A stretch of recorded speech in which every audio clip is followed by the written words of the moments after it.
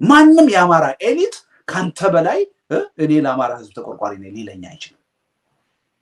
ለአማራ ስትቆረቆር የአማራ የኦሮሞ ጠላት የትግራይ ጠላት አድርገው የሚያዩ ሰዎች ካሉ የበከቱ ዘረኞች ናቸው። ለትግራይ ህዝብ ሲጮህ የአማራ ኤሊቶች አማራን የጠላው ይመስላቸው።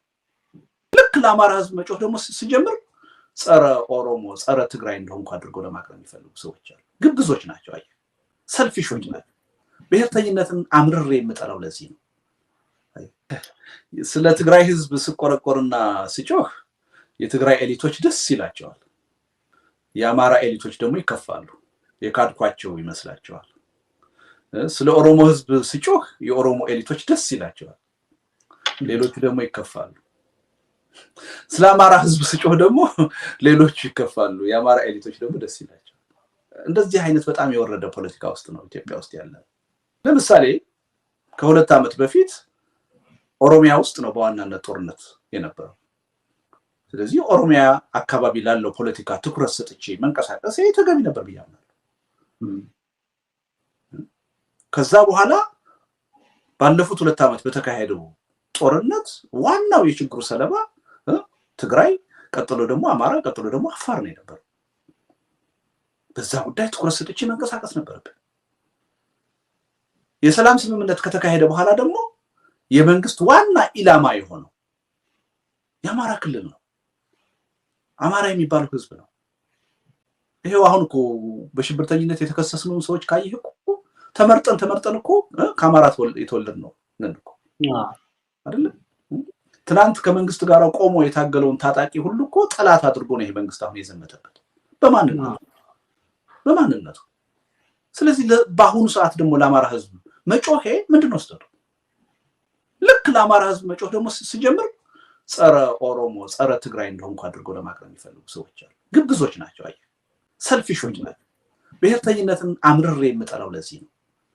አይ ስግብግብ ነው፣ ግልብ ነው፣ የኔ ብቻ ነው የሚለው የጋራ የሚል ነገር አያውቅም። እኔ ለማንም ህዝብ የምጮኸው በዘር ማንነቱ አይደለም፣ በሰውነቱ ነው መጀመሪያ የምጮኸው። ቀጥዬ ደግሞ ዜግነት ስለምጋራው ነው። ከጠረፍ ጠረፍ ያለው ሁሉ ህዝቤ ነው፣ ኢትዮጵያዊ ነው። በመጀመሪያ ሰብአዊነትን እጋራለሁ፣ ቀጥዬ ዜግነትን እጋራለሁ። ኢትዮጵያ ውስጥ ባለ ህዝብ አንዱን ከሌላው አበላልጭ አላይም። ሁሉም እኩል ነው ለኔ። ግን ስለ ችግሮች ሳወራ ችግሩ የት ላይ ነው ያለው የሚለው ነገር ይወስነዋል። ዛሬ ችግሩ አማራ ክልል ውስጥ ከሆነ በዋናነት ምጮህ ስለ አማራ ክልል፣ ነገ ደግሞ ደቡብ ላይ ከሆነ ስለ ደቡብ ጮሃለሁ፣ አፋር ላይ ከሆነ ስለ አፋር ጮሃለሁ፣ ኦሮሚያ ላይ ከሆነ ስለ ኦሮሚያ ጮሃለሁ። እኔ አይደለሁም ቦታዬን የምቀይረው። እኔ ለሁሉም ህዝብ በኩልነት ነው የምጮኸው። እነሱ ግን የነሱን ህዝብ ጉዳይ ስታነሳ ለነሱ የታመንክና እነሱን ፖለቲከኞቹን የደገፍክ ይመስላቸው። አይ ለትግራይ ህዝብ ሲጮህ የትግራይ ብሔርተኞች እነሱን የደገፍክ ይመስላቸዋል። አይ ትልቁ ችግር ይሄ ነው። ለትግራይ ህዝብ ሲጮህ የአማራ ኤሊቶች አማራን የጠላው ይመስላቸው። እንዲህ አይነት የወረደ ፖለቲካ ኢትዮጵያ ውስጥ ካልቆመ የትም ልንደርስ አንችልም። ስለዚህ አንዳንድ አሉባልታዎች እንደዛ እንደሚወሩ አሁን ቅድም ካልከው አንፃር የአማራን የፖለቲካ ሁኔታ በተለየ ሁኔታ አንስቼ ተወዳጅነት ለማግኘት እንደፈለኩ አድርገው የሚያወሩ ሰዎች እንዳሉ ሰምቻለሁ። የወረዱ ሰዎች ናቸው። እኔ በአማራ ፖለቲካ ውስጥ ገብቼ መታገል የጀመርኩት ዛሬ አይደለም፣ በ21 ዓመቴ ነው። የዛሬ 31 ዓመት። ለምን ከሌላው ህዝብ ተለይቶ ያኔ የአማራ ህዝብ ጭፍጨፋ ይካሄድበት ነበር። ይሄ መሆን የለበትም ብዬ በልጅነት እድሜ ገብቼ የታገልኩ ሰው ነኝ አይደል እንዴ? አሁን ደግሞ እያየነው ነው እኮ።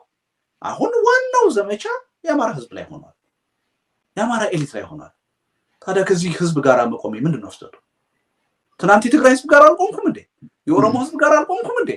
እና ምንድነው ችግሩ ከአማራ ህዝብ ጋር ብቆም? ዘረኝነት እኮ ነው ይሄ።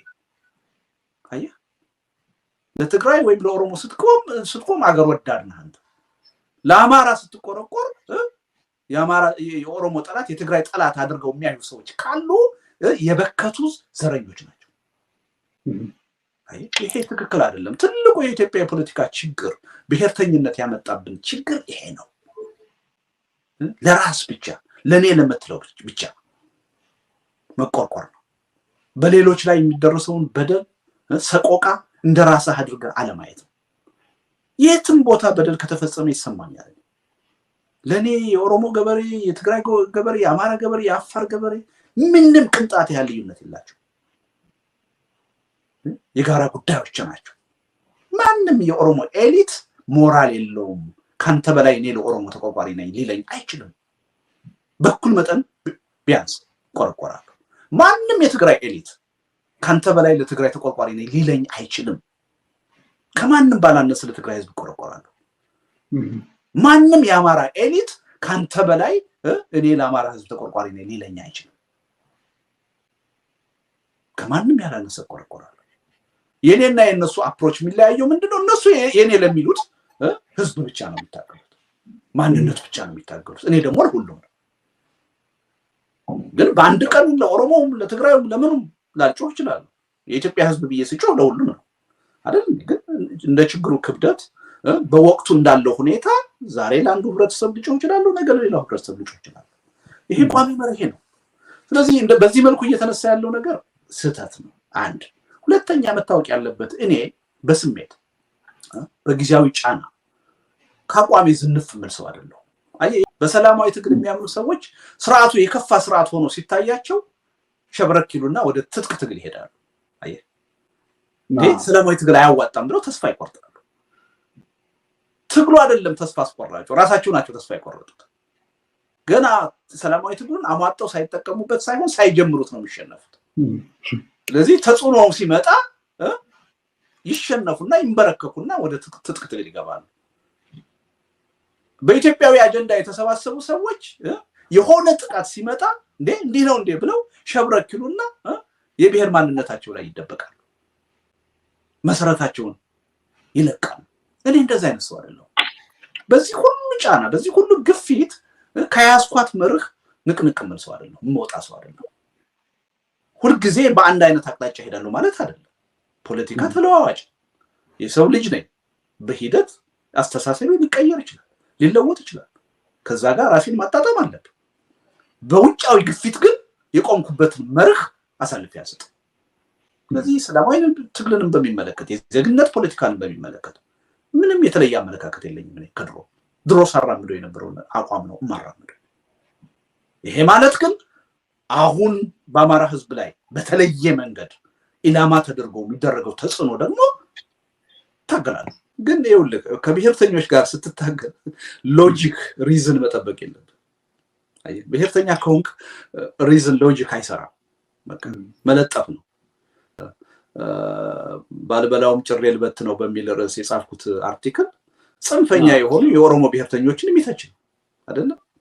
እኔን ግን ምን ብለው ፈረጁኝ? ኦሮሞ ጠል ሆነ ብለው ፈረጁኝ።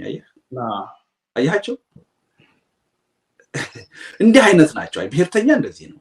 ሁልጊዜ ራሱን የህዝብ ወኪል ያደርግና እሱን ስተቸው መደበቂያው ህዝብ ነው። ህዝብን የተቻ አስመስሎ ለማቅረብ ይሞክራል። ይሄ ስህተት ነው። አንደኛ ይሄ የአማራን ጉዳይ አሳንሶ ማየት ትክክል አይደለም። አሳንሶ ማየት ብቻ አይደለም። ይሄ ህዝብ ያለ አግባብ ነው እየተገፋ ያለው። በንጉሱ ዘመን ከማንም ህዝብ ያላነሰ የተጨቆነ ህዝብ ነው የአማራ ህዝብ። በብስቁልና ነው በንጉሱ ዘመን የኖረው። በአካባቢው የነበሩ ባላባት ነን ባዮች ሲጨቁኑት ነው የኖሩት፣ አደሂቶት ነው የኖሩት። ግን ያ የንጉስ ስርዓት የአማራ ስርዓት እንደሆነ ተደርጎ ህዝቡ ዋጋ እንዲከፍል ተደረገ። ደርግ ሲመጣ የመጀመሪያ የጥቃት ኢላማ የሆነው የአማራው ህዝብ ነው። አዳህሪ ቡርዣ ከበርቴ እየተባለ በላቡ ያፈራውን ንብረት ሁሉ ተቀማ። የነተበ ድሃ እንዲሆን ተደረገ። 17 ዓመት ሙሉ የነበረው ፖለቲካ ጸረ አማራ ነበረ በተግባር። በጣም በሚያሳዝን ሁኔታ ከዛ ሁሉ ሂደት በኋላ እንደገና ኢህአዴግ መጥቶ 1983 ዓመተ ምህረት ስልጣን ሲይዝ ትምክተኛ ነፍጠኛ ብሎ አሁንም ኢላማ ያደረገው አማራው ህዝብ ነው።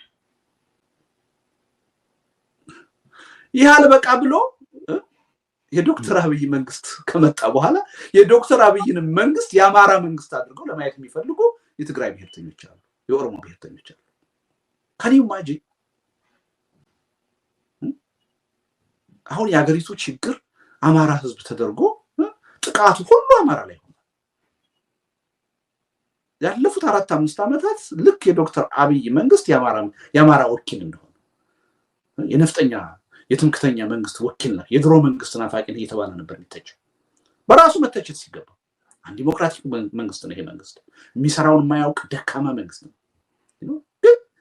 ከኦሮሞ የተወለደ ጠቅላይ ሚኒስትር ከኦሮሞ የተወለደ ኢታማጆር ሹም ከኦሮሞ የተወለደ የፖሊስ ኮሚሽነር ስልጣን ላይ ባለበት አገር ስርዓቱን ራሱ ያማራ ስርዓት አድርገው ማቅረብ ይሞክራል ይሄ ሁሉ ነገር ተጠራቅሞ አማራ የሚባለው ህብረተሰብ አስተሳሰብ ውስጥ ምን እየፈጠረ እንደሆነ መረዳት አለባቸው በእነዚህ ሁሉ የተዛቡ የታሪክ ትርክቶች ያልተገቡ ፍረጃዎች ያማራው ህዝብ ምን ያህል ምሬት ውስጥ አሁን እየገባ እንደሆነ ቁጣ ውስጥ እየገባ እንደሆነ ቆም ብለው ማሰብ አለባቸው እግዚአብሔር ይስጠው አንድ ሰው ነው በዚህ ረገድ የተለየ አስተሳሰብ ሲያራምድ ያየሁት ዶክተር ሄኖክ ጋቢሳ የሚባል ወጣት ለምንድነው ዝም ብለን የምንረባረበው ለምንድነው ይሄ የጽንፈኞች እንቅስቃሴ ብቻ አድርገን አማራ ህዝብ ውስጥ ያለውን ቁጣ ምናየው ለምንድነው ያማራ ህዝብ የተቆጣው ለምንድነው እንደዚህ ምሬት ውስጥ የገባው የሚለውን የፖለቲካውን ጉዳይ ለመመርመር አንሞክርም የሚል ጥያቄ አነሳ እጅግ መሰረታዊ የሆነ ጥያቄ ነው ተገቢ ጥያቄ ነው በዚህ ደረጃ የኦሮሞ ኤሊቶች ብሔርተኞች የትግራይ ኤሊቶች ብሔርተኞች የአማራን ችግር ማትመረምሩ ከሆነ በጫማው ውስጥ ሆናችሁ ችግሩን ለመገንዘብ ለመረዳት ማትረዱ ከሆነ የትም መድረስ አይቻልም ዝም ብሎ በሆነ ተአምር አይደለም የአማራ ህዝብ አሁን ትልቅ ቁጣ ውስጥ የገባው ይሄን መረዳት ያስፈልጋልና አሁን የአማራ ህዝብ ላይ ግልጽ የሆነ ጦርነት ነው እየታወጀ ያለው ቅድም ሌላ ሩቅ መሄድ የለብን በሽብርተኝነት አሁን የተከሰስነው ሰዎች ካየህ ሁላችንም ከአማራ ህዝብ የተወለድን ሰዎች ነን ስርዓቱ ውስጥ ከኛ በብዙ እኛ ምን አድርገናል ግልጽ በሆነ ቋንቋ ሽብርተኝነትን ሲነዙ የነበሩ ጄኖሳይድን ሲሰብኩ የነበሩ ሰዎች ስርዓቱ ውስጥ የሉ ተቃዋሚው ጎራ ውስጥ አሉ አሁን የብሔረሰብ ማንነታቸው ሌላ ነው ተብለው ያልተከሰሱ አንድን ህዝብ በማንነቱ በጣም ደሞ ማዝነው ለምንድነው ህወሓትም የትግሌ ዋና መሰረት የማንነት ፖለቲካ ነው የሚለው የብሔር ጭቆና ነው የሚለው የኦሮሞ ኤሊቶች 50-60 ዓመት የደከምነው ለእኩልነት ነው የሚለው ብሔራዊ ጭቆና ስለነበረብን ነው የሚለው አሁን መተው ግን በአማራው ህዝብ ላይ የሚደረገው ነገር መቃወም አይፈልጉ መቃወም አይደለም የተጽዕኖ ደጋፊ ሆነው ነው መቆም የሚፈልጉት በጣም ነው ማዝነው በእውነት ትክክል አይደለም ለፍትህ የታገለ ለእኩልነት የታገለ ብሔራዊ ጭቆና ደርሶብኛል ብሎ የሚያምን ማንነቴ በማንነቴ ምክንያት ተጠቅቻለሁ ብሎ የሚያምን ማንንም የፖለቲካ ኃይል በአማራ ህዝብ ላይ አሁን እየተደረገ ያለውን ነገር በአደባባይ መቃወም አለበት አብሮ የትግል አጋር መሆን አለበት ለምንድነው አማራ ላይ ሲደርስ ሁሉም ነገር በተለየ ሁኔታ የሚታይ ትክክል አይደለም ይሄን ስል ጥቂት የተሳሳተ አመለካከት የሚያራምዱ ጽንፈኞች በአማራ ውስጥ የሉም ይያልኩ አይደለም አሉ መታየት ያለባቸው ግን እነሱ አይደሉም በሚሊዮን የሚቆጠረው የአማራ ህዝብ ነው መታየት ያለበት በድህነት የነተበው በድህነት የኖረው ከማንኛውም የኢትዮጵያ ክልል ድህነት ስር በሰደደ ሁኔታ ያለው አማራ ክልል በማንኛውም ስርዓት ከማንኛውም ህዝብ የተለየ ተጠቃሚ ሆኖ አያውቅም ይሄ ህዝብ ግን ሁልጊዜ የፖለቲካ አፍመፍቻ የሚሆን እንደ ጠላት የሚቆጠረው የድጋፍ ማሰባሰቢያ የሚሆነው ይሄ ህዝብ ነው ይሄ ትክክል አይደለም ይሄን መታገል ለፍትህ ለሰብአዊነት ለማንነት መታገል ለኢትዮጵያ መታገል ነው ለዚህ አትታገል የሚለይ ሰው በምንም መልኩ ሊያሳምነኝ አይችልም የፈለገው አይነት ፍረጃ ሊሰጥ ይችላል ሊያደርግ ይችላል ቅድም ነገር ያለው እኔ ገና ስለማያውቅ ነው እንጂ ታሪኬ የዛሬ 31 ዓመት ነው የ21 ዓመት ወጣት ሆኜ የአማራ ህዝብ የተለየ ሰቆቃ ግብ ሲደርስበት ማአህድ ውስጥ ገብቼ መታገል ጀመርኩት በነገር ላይ እንኳን ያዝናለሁ አሁን አማራ ክልል ውስጥ የተፈጠረው ችግር ብሔርተኝነቱ ተጠናክሮ ዛሬ ላይ ደርሶ ቻሌንጅ ሲያደርጋቸው መልሶ ምን ማለት ጀምረዋል ጭራሽ አማራ የሚባል ህዝብ የለም አማራ የሚባለው ክልል እኮ ያማራ አይደለም የሌሎች ነው ማለት ጀምረዋል አይ ይሄ ብሔርተኝነት አማራ ውስጥ ግን እንዲፈጠር ትልቁን ሚና የተጫወቱት የትግራይ ብሔርተኞችና የኦሮሞ ብሔርተኞች ናቸው ኢትዮጵያዊነት ትምክተኝነት ነው ኢትዮጵያዊነት ነፍጠኝነት ነው ጭምብላችሁን አውልቁ በአማራነት ተደራጁ እያሉ የአማራ ብሔርተኝነት እዚህ ሀገር ተኮትኩቶ አድጎ አሁን በደረሰበት ደረጃ እንዲደርስ ያደረጉት እነዚህ ኃይሎች ናቸው። አይ በራሳቸው መንገድ መጥቶ አሁን ቻሌንጅ ሲያደርጋቸው ግን እንደገና ወደ ምን ሄዱ? እንደገና አማራ የለም አማራ የሚባል ክልል የሌላ ነው ማለት ጀመሩ።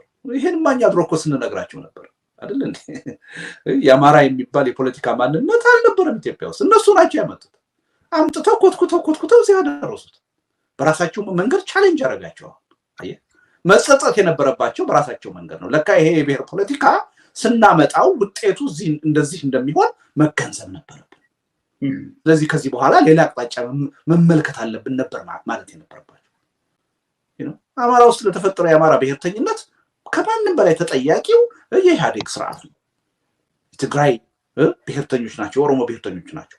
እነሱ ናቸው ግፊት አድርገው ተጽዕኖ አድርገው የአማራ የሚባል ድርጅት የፈጠሩት እነሱ ናቸው። የአማራ የሚባል ክልል የፈጠሩት እነሱ ናቸው። አማራ የሚባል ብሔርተኝነት የፈጠሩት እነሱ ናቸው። ሳይወድ በግድ ነው አሁን እነሱ በመጡበት መንገድ ቻሌንጅ እያደረጋቸው ያለው። የሄድክበትክን የተሳሳተ የፖለቲካ መስመር መርምረህ ማስተካከል ነው እንጂ የሚሻለው እንደገና መልሰህ አማራ የለም ወይም ደግሞ የአማራ ክልል ሌሎች ናቸው ብለህ ያን ክልል ለማወክና ለማፍረስ እንደገና መጣል ትክክል አይደለም። ጥፋትን እንደገና በጥፋት ለማረም መሞከር እና እኔ ይሄ አጉሉን ፍረጃ አይቶት ዞሮ ሰዎች እንዲያውቁልኝ የምፈልገው እኔ በማንኛውም ሰው በማንኛውም ሚዲያ በማንኛውም ህብረተሰብ ጫናና ግፊት ከመርሄዝ እንፋለን አስባለሁ። አስቤ ግን ያስተሳሰብ ለውጥ ማድረግ አስፈላጊ ሆኖ ካመንኩት ለወጣለሁ። የዛሬ 31 ዓመት ፖለቲካ ትግል ውስጥ ስገባና ዛሬ ያለኝ አመለካከት እጅግ በጣም ይተራራቃል። ቦርን አጌን በሚባል መጠን ባስተሳሰብ ተለውጫለሁ። ምክንያቱም የሰው ልጅ እስከሆንክ ድረስ ትለወጣለህ። ድንጋይ ነው የማይለወጥ ማሰብ እስከቻልክ ድረስ ትለወጣለህ። አስተሳሰብ ያድጋል እንደ ልጅ ኦኬ ይጎለብታል። አስፈላጊው ሲሆን ደግሞ ይቀየራል፣ ይለወጣል። ወደፊትም አሁን ያለኝ አስተሳሰብ ሊሞረድ ሊስተካከል ሊለወጥ ይችላል። ያን ማደርገው ግን ጤናማ በሆነ ሁኔታ በሰከነ ሁኔታ አስቤ አሰላስዬ አንብቤ ተመራምሬ ነው እንጂ በሆነ የፖለቲካ ሆያሆየና ግፊት አይደለም። እንደዛ አይነት ሰው አይደለም። ስለዚህ እንደማንኛውም ጤናማ ሰው አማራ ክልል ውስጥ ያለውም ችግር ያሳስበኛል። ለዛ ትግል ለዛ ህዝብ ደህንነት አስተዋጽኦ ማድረግ ፈልጋለሁ። ለማንኛውም ህዝብ ለማድረግ እንደምፈልገው ይሄን የተለየ ትርጉም ሰጥቶ የኔን የፖለቲካ አቋም በተለየ መልኩ እንዲታይ ለማድረግ መሞከር የትም አያደርስም። እኔ ያለሁ እኮ አይደል አሁን ምንም እኮ እኔን መዳኘት ያለብኝ መፈረጅ ያለብኝ በመናገረው በመጽፈው ነገር ነው እንጂ ሌሎች ስለኔ በሚናገሩት አይደለም። ሌሎች ስለኔ ብዙ ተናግረዋል ካሁን በፊት ብዙ ተብያለሁ። ግን ልደቱነቴን አልቀየረው። የኔን ማንነት መወስነው እኔ ብቻ ነኝ። ማንም የኔን ማንነት ዝም ብሎ በፍረጃ ሊቀይረው አይችልም። እና ባይደክሙ ጥሩ ነው ማለት ነው። የተዛባ መልእክት ለህዝብ ለማስተላለፍ መድከሙ ጥቅም የለው። እኔን መቀበል አያስፈልግም። ፖሊስ ይቀበለኛል። ምንም ሌላ ሰው አያስፈልግም። ሁለተኛ እኔን ለመቀበል ተብሎ ደግሞ ሌላ ግርግር እንዲኖር አልፈልግም። እኔ ሰላማዊ ሰው ነኝ። መሄደው ለሌላ የፖለቲካ ጥቅም አይደለም። በህግ ተጠይቄያለሁ። ህግ ፊት መቅረብ ስላለብኝ ነው መሄደው። ስለዚህ በዛ ምክንያት የሆነ ግርግር ተፈጥሮ ሌላ ችግር እንዲፈጠር ደግሞ ፍላጎት የለኝም። ስለዚህ የመቀበል ጉዳይ ምናምን አስፈላጊ አይደለም። ፖሊስ እንደሚቀበለኝ አውቃለሁ። ወደ ፖሊስ ጣቢያ ነው የምወሰደው። ለዛ ተዘጋጅቼ ነው የሚሄደው። መቼ ነው የሚለው በአንድ በኩል ደጋግሜ የተናገርኩት ነገር አለ። የዶክተር አብይ አህመድ በስልጣን ላይ እስካሉ ድረስ የሚፈታ ችግር የለም። ችግሩ አይፈታም ብቻ አይደለም፣ ከቀውስ ወደ ቀውስ ከግጭት ወደ ግጭት ነው የምንሸጋገር። ይሄ ሂደት ደግሞ ሁልጊዜ የሚቀጥል አይደለም። በዚህ ሂደት መካከል አንድ ወቅት ላይ መንግስት የለሽ ሁኔታ ሊፈጠር ይችላል። መልሰን በቀላሉ መንግስት መፍጠር ማንችልበት ሁኔታ ስቴት ኮላፕስ ሊያጋጥም ይችላል። ሱዳን በአንጻራዊነት ከኛ የተሻለ መረጋጋት ነበራቸው የፖለቲካ ሁኔታ ነበራቸው ዛሬ ያሉበትን ሁኔታ ያያየን ኢትዮጵያ ውስጥ ያለው ነባራዊ ሁኔታ ከዛ የበለጠ አደጋ ያንዣበበበት ያለ ስለዚህ በአንድ በኩል ዶክተር አብይ አህመድ ስልጣን ላይ እስካሉ ድረስ በምንም ተአምር የሚፈታ ችግር የለም ወደ ባሰቀውስ ነው ምን ሄደን ደግሞ ወደ መንግስት የለሽ ሁኔታ ነው መንጋው ይሄን በዚህ ጉዳይ ላይ እርግጠኛ መሆን ያስፈልጋል ስለዚህ ከዚህ አስተሳሰብ ጋር በተያያዘ ህዝቡ በሚገባ መንቃት አለበት አንድ ሁለተኛ በአስቸኳይና በፍጥነት መደራጀት አለበት ስለነቃህ ችግሩ ስላወቅ ብቻ በራሱ መፍትሄ አይመጣም መታገል አለበት ለመታገል ግን ትግሉ በድርጅት መመራት አለበት በሐሳብ መመራት አለበት ኢትዮጵያ ውስጥ ያለው ትግል አሁን በጠራ ሐሳብና በጠንካራ ድርጅት እየተመራ አይደለም እዚህ የድርጅትን አስፈላጊነት ህዝቡ አምኖ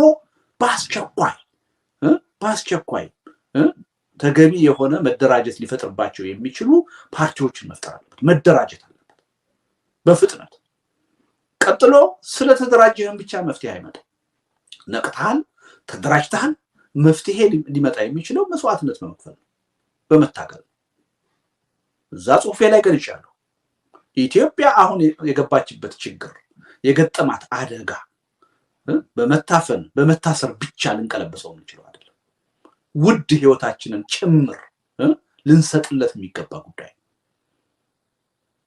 ስለዚህ ሰላማዊ ትግል ውስጥ ገብተን ጽሁፌ ላይ እንደገለጽኩት አንዳችን ታጋይ ሌላችን ገልጋይ የሆነበት ጊዜ ላይ አይደለም ሁላችንም የታጋይነቱን ሰልፍ መቀላቀል መቻል አለብን ሰላማዊ ትግሉ ሊያመጣው የሚችለውን መታሰር መገደል በጸጋ መቀበል መቻል አለብን በዚህ ደረጃ የትግሉን አስፈላጊነት ካልተረዳ ካላመንበት አምነንበትም የትግሉ አካል ማንሆን ከሆነ ቢልም ኢትዮጵያ ከመፍረስ አትድን የጊዜ ጉዳይ ትፈርሳለች ኢትዮጵያ እንደምትፈርስ ያወቅኩ ነው ወደ ኢትዮጵያ የሚሄደው